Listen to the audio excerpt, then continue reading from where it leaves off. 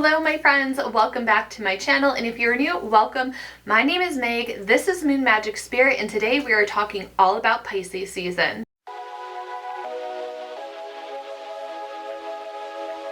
Today's video, we're going to give a general overall on Pisces so you can better understand the astrological sign, understand the energy. We're going to talk about their planetary rulers, and we're going to give real life examples day to day so you can better understand the planetary rulers and how the planets affect the astrological signs. And lastly, we will wrap it up with a water magic spell perfect for Pisces season. I will have a playlist linked with my other videos. I just started doing this in the Aquarius season, so brand spanking new. Let's dive on in. We have arrived at the grand finale of the astrological year. Pisces is the final sign in astrology, and this is just really a time to reflect on the last year, all the information we accumulated, all of the wisdom we accumulated, everything good and bad that we accumulated, and now we're kind of like sorting through it all, making sense of it all, and deciding what we want to carry with us at the start of the astrological new year in Aries. At the very first day of Aries season is the start of the astrological new year. It is the spring equinox. It is Ostara. If you like witchy things and want to learn more about pagan holidays, be sure to subscribe because I will definitely be covering those as well. So as we're entering this like sort of magical embrace of Pisces season, where the veil between reality and dreams become thinner. And I say that because we're more tied in to our subconscious during this time. So kind of like connecting to our dreams, connecting to our subconscious, our unconscious is a little bit easier to access during Pisces season. It's just like the mystical dreaminess, escapism of it all. So this is inviting us to explore the depths of our emotions and like really get in touch with ourselves, like the last little bit of winter time sadness before we get that kickstart of fire energy at the end of March. So this is about releasing, reflecting, and renewing before we move into Aries season. To help lighten the load with that, one of the lessons of Pisces and working through Pisces season is transcendence, which is separating what's real from what's not. So again, it's like going back to sifting through our baggage. What do we want to take with us? What don't we want to take with us? And you can kind of think of like the two fish in the symbolism of Pisces as one fish representing the real world and the other fish representing the subconscious. So it's kind of like, is what my subconscious telling me reality? And like, is that a damaging thing? Or is it something that I need to lean in more? So it's kind of like the transcendence of like going through all of that. It's mostly about taking the time this month to lighten your load and only taking the essentials with you into the new cycle. It kind of reminds me of the Fool and Tarot. They have like a little knapsack because like the Fool begins again. They always choose to begin again. They always choose to take the leap of faith. But they have their little knapsack with them. So I like to think of that knapsack as, you know, the Fool moves through the 22 cards in the major arcana. Those are all 22 lessons to be learned. So when the Fool comes back to the beginning, they're sorting through that baggage because they don't want to carry a lot with them. So it's like, what are the essentials I need to take with me on the journey again to make it easier so I don't make the same mistakes, so I'm not learning these lessons in the same difficult way. Maybe it's a little bit easier to move forward when I begin again. So that's kind of like what I have in my mind when I'm talking about sorting through this last year and only taking with us what's essential into Aries 2025 as we move through this. Those are my thoughts on that. A little deep, but it's Pisces season. That's what we're here to do. And to further get you a better idea of Pisces, because I mentioned that Pisces is the eldest of the water signs. So we have Cancer, we have Scorpio, we have Pisces. Cancer is like the little baby, Scorpio is like the middle child, and Pisces is like the wise elder sibling of them all. So to kind of better understand their energy when it comes to depth and when it comes to emotions, because water sign is really about emotions. It's about your intuition. It's about getting in touch with your feelings, getting in touch with your subconscious. So when you think of Cancer, You probably think of a little crab, right? I mean, that's what their symbol is a crab. So I want you to imagine this crab and think about where they habitat, where they live. They like to bury under the sand and hide under the sand. They are always skirting the line of land and water. So they're kind of like sometimes they're on the land and then they want to go into the ocean and then they're like, oh no, no, no, it's too much. The water's too cold. And then they like run back to the land. They're always scurrying around. And they don't really ever get super deep into the ocean. They're just always around the shore area, hanging out. They're dipping their toes. They're testing the water, like literally testing the water. So the waves that wash up onto the ocean you can think of as Cancer and the crab teetering back and forth between land and water, between the two elements. And then once you get past the waves that are breaking and it's more smooth, and you can like look around and you see like the great abyss ahead of you and behind you and in front of you. But if you like look to your right, you can still kind of see the shore. You can see the shore. So you're like, I'm not in full danger. Like I know the way back to land. If I get too scared, if I get too spooky, if I do a little too much, I know what direction to go back into. We good. That's Scorpio. So Scorpio is kind of like you're out in the ocean. You can kind of see the land. So like you're starting to get into the depths of the ocean. You can like, you know, when you look below you, you can't exactly see the bottom of the ocean anymore, right? Because we're that deep out there that you can't really see what's going on below you. Like you can kind of see some of the fish floating below you, but not a lot.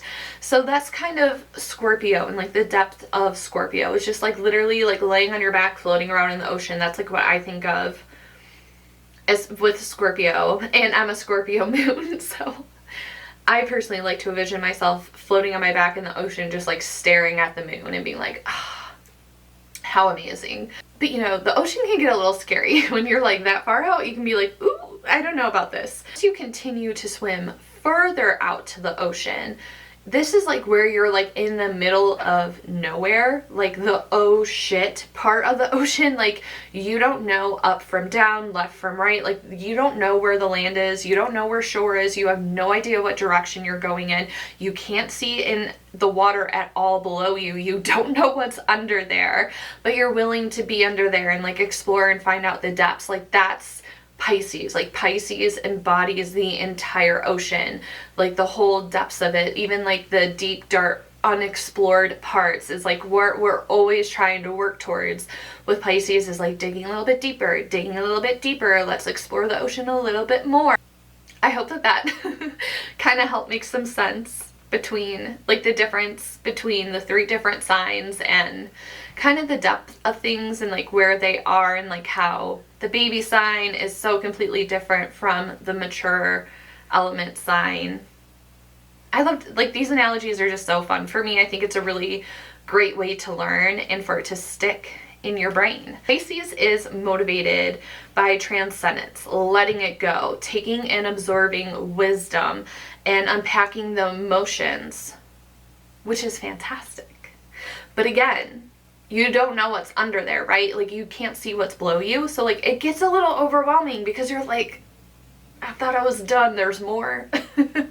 You know, like the ocean is a boundless end. Like we haven't fully explored all of it. So it's the same thing with Pisces. It's like you're digging through and digging through and digging through, and that can get really overwhelming at times. Pisces is also about living in the subconscious and sorting out what's real from what's fake. It's like a chance to untangle illusions and uncover truths. Pisces, you know, we all think of like Scorpio as an investigator, but like Pisces will go there on a psychic level. Like they will really dive into it. They will really uncover everything. While it's really beautiful to have all this self-awareness and to be able to go inside and to constantly be sorting through your feelings and analyzing yourself, there are challenges with that. It gets really overwhelming. Escapism is a really big challenge that Pisces struggle with because it's exhausting going to the depths of your mind, so they look for an outlet through escapism, and that is teetering a fine line depending on the person, depending on what their escape is. And confusion can also come to the surface when we're talking about Pisces energy and them trying to wade through these really, really deep waters. So all of that to be said, this month during Pisces season, you can expect to find a lot of discoveries and a lot of emotions if you choose to lean into the energy this month. Just make sure, you know, with anything, with any sign, like balance it with self-care. Like there's light to dark to every single sign, every single zodiac season. So just make sure that you're, you know, keeping a good balance to things. If you feel like you're a little bit too far into the ocean, look for the life vest to help pull you out a little bit. When it comes to Pisces, they have 2 planetary rulers. They have Jupiter and Neptune. Neptune makes so much sense. Neptune is Pisces, in my opinion. But Jupiter is the traditional ruler, and we have these traditional and modern rulers because back in the day you couldn't see these outer planets. Like they were unknown, they were undiscovered. So now that we have the outer planets, those are where the modern rulers come into play. So when it comes to Jupiter being a traditional ruler of Pisces, its expansive energy really supports Pisces' need for growth and wisdom. Jupiter is always expanding. It's more. It's like going to a casino and hitting jackpot after jackpot after jackpot, but then it's like wins it too much in the casino, you know, that also ties into the escapism of Pisces. So Jupiter is just really this planet of expansion. However, that doesn't mean that there isn't depth to these giant planets to Jupiter. So you can't force wisdom out of Jupiter. It's another planet, kind of like Saturn, that's you know what you need to know when you need to know it. Jupiter is more about not forcing the wisdom out, but like getting the wisdom out through broadening your horizons. It's a very philosophical planet, kind of ties into Sagittarius a little bit with the travel aspect and wanting to learn more through reading and researching, you know, different religions, different philosophies, educating yourself on different subjects. So Jupiter really wants you to broaden that way, and through spiritual discovery is another great way to broaden the horizon with Jupiter. And it really is go big or go home. Again, like the casino, like you go big or you go home. Jupiter is also going to challenge us to further develop our ethics and belief systems. So you can kind of see how there's a pattern. Like we talked about how Capricorn has similarities to Aquarius, and now we're going to talk about how Pisces has some similarities to Aquarius in the sense that Aquarius is all about humanitarianism. It's about your ethics. It's about your belief system. And Pisces is like, yes, but more. So really expanding on those things. It's time to expand any limitations that you have, especially with everything that's kind of going on right now in the moment, in the beginning of 2025. We were kind of like, oh, okay, like in Aquarius season. And now it's like, let's expand on that. Let's educate ourselves further. What more can we learn about this? How can we kind of like pull our resources together? How can we work through the limitations that we have, even if those limitations are with our own thinking? And when it comes to Neptune, the depths of water here can be a little dangerous, so definitely ties into Pisces a lot because Neptune is escapism. It can be a lot about confusion, delusion, paranoia, and, you know, I always say, like, you gotta have the Delulu. I am all for the Delulu, but sometimes you gotta reel the Delulu in because it can be a little much. But Neptune also represents the playfulness of the transcendence, of the mystical escapism, and spiritual energy. Neptune essentially is going to dissolve boundaries, and it wants you to go past those limitations. So we kind of talked about breaking through the limitations in Jupiter, but Neptune is like really going to help dissolve those and like break those barriers down for you. And while Neptune breaks those things down, Jupiter gives us the space to inspect those things and then put it back together in a new, more constructive way. So the dismantling energy of Neptune also welcomes space for dreaming, for entertainment, and for creating our own narratives. So like, well, it can, we have confusion, paranoia, delusion, and it's like, ooh, like be on the lookout for that. But it's also a really, really beautiful, dreamy energy. I really like working with that energy of Neptune. I think it's really fascinating. So let's take a moment to talk about the planets and how they show up in the day-to-day, because, the planets, it's a lot to take in, learning about them. So kind of comparing them to real-life examples is a great way to better understand them. When it comes to thriving socially and you're starting to become like really well-known with your peers, like you're starting to like, be in the popular crowd, and people are starting to take more notice of you, they're wanting to listen to you, they're wanting to pay attention to you, you're starting to get on this podium in a sense. Jupiter will represent the growth, learning, and opportunities that come with expanding your social circle. Now, if you have someone that has found a lot of success, but like their worst nightmare is becoming famous, like they don't want to be famous at all, Neptune embodies the art of misdirection. So like bringing that confusion, like you don't want to be famous, but you're like really, really well known. So having that art of misdirection is how Neptune is going to help you to avoid that fame. And it's also going to help bring you privacy through illusion. Now let's say that you are having a confrontation with a friend and you're feeling nervous about, addressing this disagreement. Neptune reflects the confusion, the paranoia, the kind of self-doubt that clouds direct communication in that confrontation. So like Neptune may not be your bestie when it comes to confrontation. Now let's say you move to a new home, a new space, you're in a new neighborhood.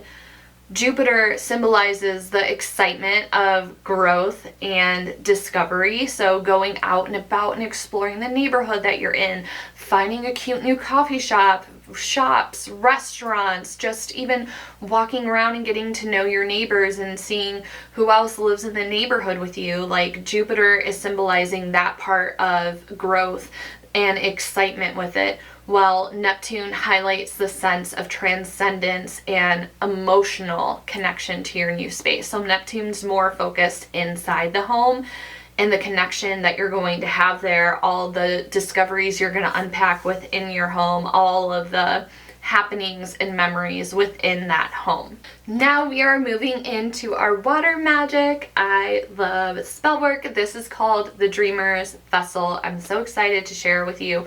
We are going to be scrying for today's spell work. So one thing that I have to put up as a disclaimer is to really make sure that you have spiritual protection up. You should have spiritual protection up anytime you're doing spell work, but especially during scrying, because it's essentially like looking through a portal, opening up a portal. So you really want to make sure that you have your spiritual protection up. If you are not familiar with that, I do have a video of it linked up above and down below.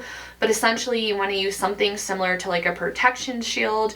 You want to call onto your spirit guides, your ancestors, any deities that you're working with, and kind of ask them to be with you, to protect you from any negative energy, any negative entity, any negativity, and to just help you on this journey. So just make sure that you have that good and ready to go before you get down and get started with this spell. And this is really going to help us lean into the mystical energy of Pisces by connecting to and amplifying our intuition, nurturing our dreams, and tapping into our subconscious. One fun thing will be is seeing if you have any memorable dreams afterwards, later that night after you complete this spell, or in the next couple of days. So if you're sitting there going, Meg, that's cool, but like what the hell is scrying? I don't know what it is. Scrying is essentially the practice of gazing typically into a reflective surface like a mirror or like in water like we're going to be doing today. You can also scry into a flame. So if you have a candle, just scrying into the flame. If you like incense, you can kind of scry with the smoke. It's just really allowing yourself to get into a meditative state and just staring and reflecting into whatever it is that you're staring at to receive intuitive messages or visions. Again, if you're like a super visual person, scrying with smoke is like a fun way to do it with incense, because the different ways, paying attention to the energy, the shifts is really noticeable with smoke. So if you want to practice more, scrying with smoke may be a good place for you to start. And the whole point of this is to receive intuitive messages or visions depending on how you work. And practice makes perfect. The more you do it, the more in tune you're going to be. So if nothing happens when you do this for the first time, don't be down on yourself. See how you're feeling the next couple days. See if anything comes up in your dreams. And the more you practice something, it's like working out like with a muscle, right? The more you work out, the easier the exercise becomes, the easier the repetitions get. So it's same thing with spiritual practice. You gotta work your spiritual muscle. I don't know if I love that example, but so this is really going to tap into the fluid, dreamlike energy of Pisces, allowing you to connect to your subconscious, to see what hidden truths that we can uncover or what guidance comes through to you. So this is really done by relaxing your mind and focusing on the surface, like the surface of the water today, to allow whatever images, thoughts, or emotions emerge naturally. With that intro done, let's get into the supply list. The only mandatory thing that you need for this spell is a bowl of water. But if you want to add on extras to really set the mood, set the vibe, help you settle into the space, a candle, any candle. You can use a scented candle that you have. You can use a tea light. If you want to be really specific, a blue candle would be great for clarity. But a candle is going to represent that spiritual connection that you're going to be making with the water. You can also, if you have on hand essential oils like lavender, chamomile, sandalwood, because those are more calming and intuitive properties. Now, the last thing on the supply list is something to represent the ocean and to symbolize the ocean's wisdom. So this is, again, really easy to do. You can just pull up a photo on your phone of a sea creature or of the ocean and have that represent the ocean's wisdom. But you can also use a shell, a piece of sea glass, any objects or figurines that are blue, aqua, green, silver objects would be really great to have. Any kind of figurines or crystals in that color story. And you can, have some sand in a little jar aside next to you. You can also do the same thing with salt to represent the salt in the ocean. And basically any sort of sea creature symbolism or mermaid symbolism will be great to have on hand for this. I want you to find a quiet area in your space and place a bowl of water and candle on your altar or on a flat surface. You can do it on the floor if you want, on a table. You don't have to have an altar set up for this. If you have the essential oils with you, I want you to think about the calming and intuitive properties of Pisces, of what those oils are going to represent as you put 1 to 3 drops in your bowl of water. Now that we have the oils in the water and we have our representative of the ocean itself, I want you to settle into your seat by getting comfortable. And this is when you will call upon your spiritual protection, call upon your guides, your ancestors, and ground yourself by taking a few deep breaths. While you're taking these deep breaths, visualize the ocean's waves carrying the stress away from you. Imagine the waves coming up to shore and going back away. Imagine each inhale is drawing you closer to your subconscious, and each exhale is releasing any blockages or self-doubt. Back and forth like the crashing waves of the ocean. Slowly begin to open your eyes again and start to light your candle. When you're lighting your candle, I want you to say, I call upon the energy of Pisces to guide me through the depths of my subconscious. If you want to go for as long as you want, feel free to enter your scrying state, or you can try setting a timer for 3 to 5 minutes.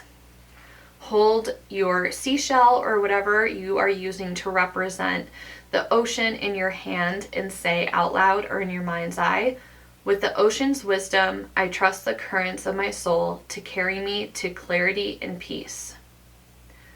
Then begin to gaze into the bowl and reflect on a question that you may have that you want an answer to, an intention that you're wishing to set, such as enhancing your intuition or receiving clarity through a dream in the next 3 days. Once you are done scrying into your bowl, blow out your candle and gently ripple the surface of the water with your fingers while expressing a verbal intention to end the session, such as thanking the energies you contacted and releasing any residual impressions. When it comes to the water in our bowl and disposing of it, you can just simply put it down the drain, but as the water is leaving the vessel, visualize the images or information dissolving as it's going down the drain and leaving the container. If you want to, whatever object you were holding to represent the ocean, you can leave it next to your bedside table to help connect you to your dreams,